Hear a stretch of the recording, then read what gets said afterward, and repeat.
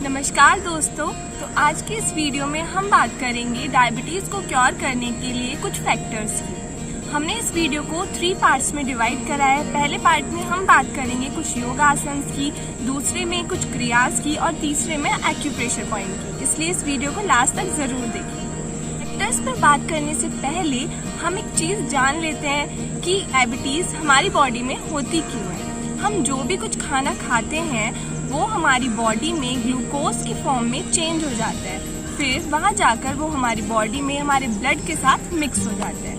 उसके बाद वो ग्लूकोज हमारी सेल्स तक जाकर सेल्स को एनर्जी प्रोवाइड कराता है। ये जो ग्लूकोज से सेल्स के बीच में एनर्जी ट्रांसफॉर्मेशन का काम है, इस काम को कराने के लिए इंसुलिन हार्मोन जो कि हमारी पैनक्रियाज ग्लैंड सिक्रीट करती हैं, इसकी ज़रूरत पड़ती है। जब किसी भी कारणवश हमारी पैनक्रियाज ठीक अमाउंट में इंसुलिन सिक्रीट नहीं करती या फिर कभी कभी बिल्कुल भी इंसुलिन सिक्रीट नहीं करती, तो जो खाना खाया है वो हमारे ब्लड में ग्लूकोज के फॉर्म में स्टोर होता रहता है, लेकिन वो ग्लूकोज हमारी सेल्स तक नहीं पहुंचता, जिसकी वजह से वो excess amount of glucose diabetes की फॉर्म में चेंज हो जाता है। तो चलिए अब हम बात करते हैं हमारे पहले फैक्टर की, कुछ योग आसन की। हमारा सबसे पहला आसन है पश्चिमोत्तान आसन। इसके लिए हम दंडासन की स्थिति में आएंगे। फिर सांस को भरते हुए अपने दोनों हाथों को अपने कानों से सटाएंगे। सांस को छोड़ते हुए अपनी चेस्ट को अपने थाई से लगाकर अपने दोनों हाथों से अपने पैरों को पकड़ेंगे। इसी स्थिति में होल्ड करते हुए अपने पेट और अपने पैनक्रियाज पर पड़ रहे प्रेशर को फील करेंगे और फिर धीरे धीरे सांस भरते हुए वापस दंडासन में आएंगे। शुरुआत में अगर आप अपने पेट को अपनी थाई से नहीं लगा पा रहे हैं और वो प्रेशर आपको फील नहीं हो रहा है, तो उसके लिए आप बीच में एक तकिए का इस्तेमाल कर सकते हैं। हम आते हैं हमारे दूसरे आसन पर, जो है अर्ध मत्स्येंद्र आसना। इस आसन की पूर्ण स्थिति में आने के बाद अपनी सांसों की गति को सामान्य रखेंगे और कुछ देर के लिए इसी में होल्ड करेंगे।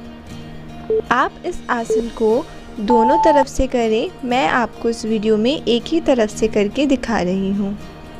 अब हम आते हैं हमारे तीसरे आसन वक्रासन पर। इस अभ्यास में भी हमारी सांसों की गति सामान्य रहेगी।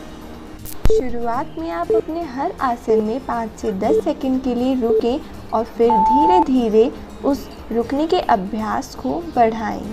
अब हम चलते हैं हमारे चौथे आसन मंडूक आसन पर। अंगूठे को अंदर की तरफ मोड़कर अपने हाथों की मुट्ठी बनाएंगे और उसके बाद उसे अपनी नाभि के बीच में रखेंगे। धीरे धीरे सांस को छोड़ते हुए मंडूक आसन की स्थिति में आएंगे।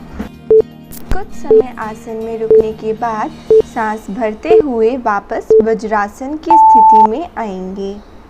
अब हम चलते हैं हमारे 5वें आसन की ओर, जो है बद्ध कोण आसना।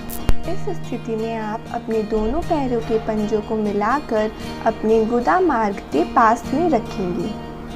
शुरुआत में यदि आप अपने पैरों को ज़्यादा पास में नहीं ला पाते, तो भी आप जहाँ तक अपने पैर ले जा पा रहे हैं उसी स्थिति में बने रहें और 15 से 20 बार इस आसन का अभ्यास करें।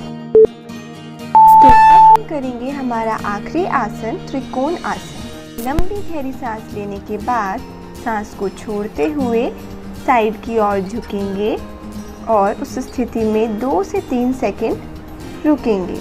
फिर दोबारा सांस लेने के बाद सांस को धीरे धीरे छोड़ते हुए दूसरी तरफ से भी इसी अभ्यास को रिपीट करेंगे।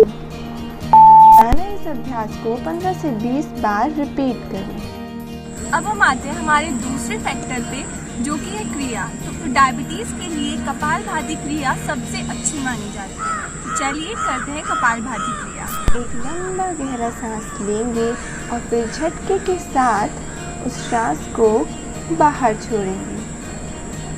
आप इस क्रिया को ठीक से कर रहे हैं या नहीं, इसके लिए आप अपने पेट पर हाथ रखकर उस बाहर जाती सांस को फील करें।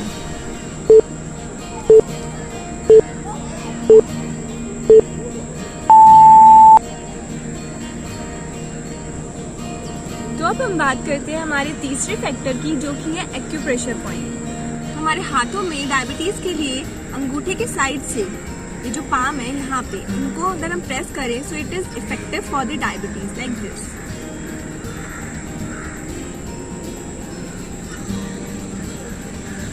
इसी तरीके से आप सेम इसको दूसरे हैंड में भी अप्लाई कर सकते हैं।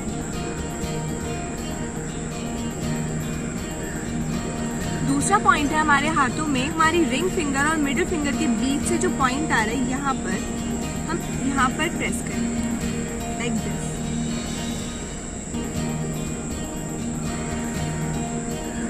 सेम आप दूसरे हाथ पे भी करेंगे। सो आज की वीडियो में इतना ही।